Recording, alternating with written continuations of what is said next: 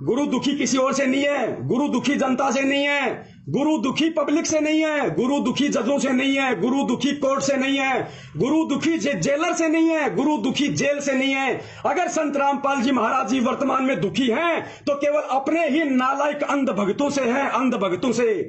अरे सतनाम लेने के लिए 4-4 तारीख तुम हिसार में करते हो। पहली बात तो ये नाम देने के अधिकारी नहीं। इन गधों ने संत रामपाल जी महाराज जी के आड़ में जगह जगह दुकानें खोल दी, फर्जी नामदान केंद्र खोल दिए। इनको अधिकार है क्या?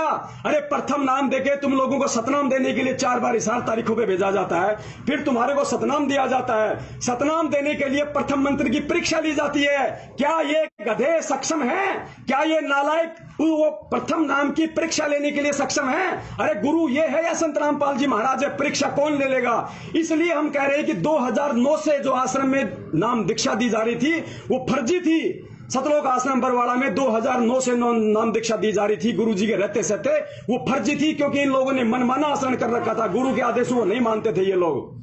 अब बहुत सारे भगत कुत्ते की तरह भौंकने लगेंगे कि वहां तो गुरु जी खुद थे आश्रम में।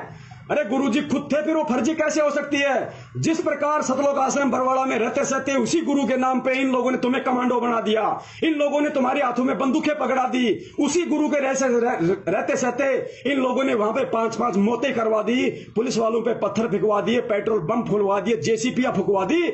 उसी तरीके से इन लोगों ने उसी गुरु के आश्रम में रहते सहते ये फर्जी नामदान दीक्षा केंद्र चालू कर दिया था इन लोगों ने।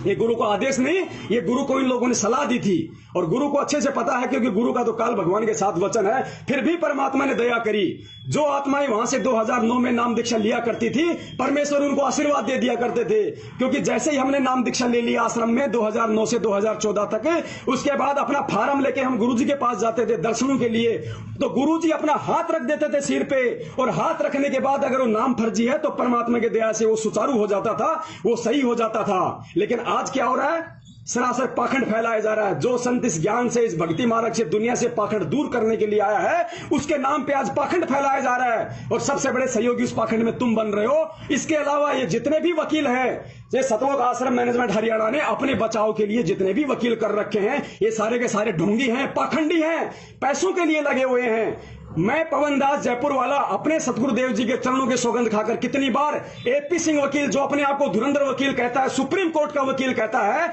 जिसके आगे अच्छे अच्छे डांस करते हैं, ये दास उसको डांस करवा सकता है।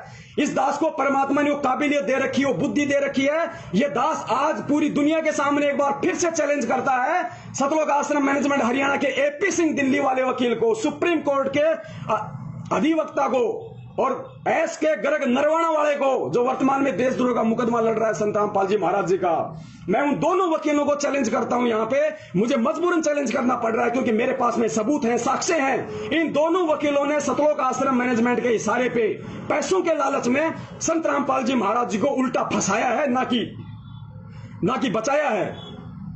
अगर ये वकील पाक साफ हैं, अगर ये वकील संत रामपाल जी महाराज जी को जेल से बाहर देखना चाहते हैं, तो मैं इन वकीलों को चैलेंज करता हूं, आप साधना टीवी चैनल पे या किसी भी ऐसे टीवी चैनल पे जिसको पूरी देश दुनिया देखती हो, उस टीवी चैनल पे आप 1 घंटे का, 2 घंटे का, 5 घंटे का आप एक लाइव प्रोग्राम रखो। ये दास वहां आएगा, ये पवन दास जयपुर वाला लाइव बात करेगा, लाइव डिबेट करेगा। अगर तुम लोगों की वकालत ना छुड़वा दी, तुम लोगों के लाइसेंस फेल ना करवा दिए, जिस तरीके से तुम लोगों ने सतलोक आश्रम मैनेजमेंट के गुलाम बनकर, उनके पैसों के गुलाम बनकर तुम लोगों ने जिस कदर प्रशासन को मूर्ख बनाया है, हरियाणा सरकार को मूर्ख बनाया, जजों को, कोर्ट को मजाक बनाया तुम लोगों ने, उल्टे सबूत पेश कर करके, उल्टी दलीलें दे देकर तुम लोगों ने वो सबूत नहीं रखे जिन सबूत संत रामपाल जी महाराज जी बोल रहे हैं। अरे संत रामपाल जी महाराज जी पूरी दुनिया के सामने जब बरवाला कांड के समय गए पुलिस के साथ, तो मीडिया के सामने उन्होंने कहा था कि ये राष्ट्रीय समाज सेवा समिति मेरी नहीं है। भगत जी वीडियो निकालो, ये राष्ट्रीय समाज सेवा समिति मेरी नहीं है, ये जितने भी लोग कमांडो बने हुए हैं ये मेरे नहीं हैं, और मुझे आश्रम के अंदर बंधक बना के रखा हुआ था। देखिए, सुनिए आप।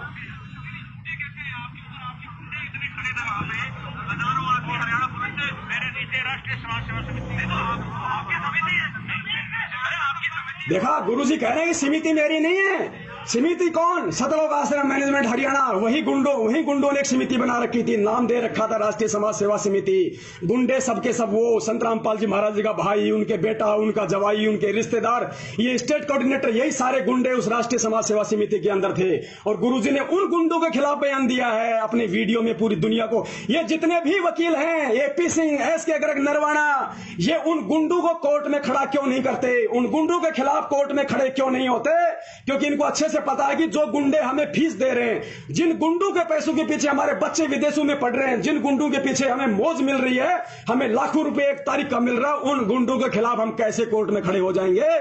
पुण्यात्माओं, ये सबके सब षड्यंत्रकारी हैं, काल के दूत हैं। इनको संत और भक्ति, भगवान, ज्ञान से कोई मतलब नहीं है। आप लोगों के कंधे पर बंदूक रखकर गुरु को बदनाम किया जा रहा है। कहीं लेट ना हो जाए, ध्यान रखना पुण्यात्माओं। पानी अगर सर से ऊपर निकल गया, गुरु का कोई कुछ नहीं बिगाड़ पाएगा। गधे कुत्ते हम बने फिरेंगे, यहाँ पे गधे कुत्ते हम बने फिरेंगे।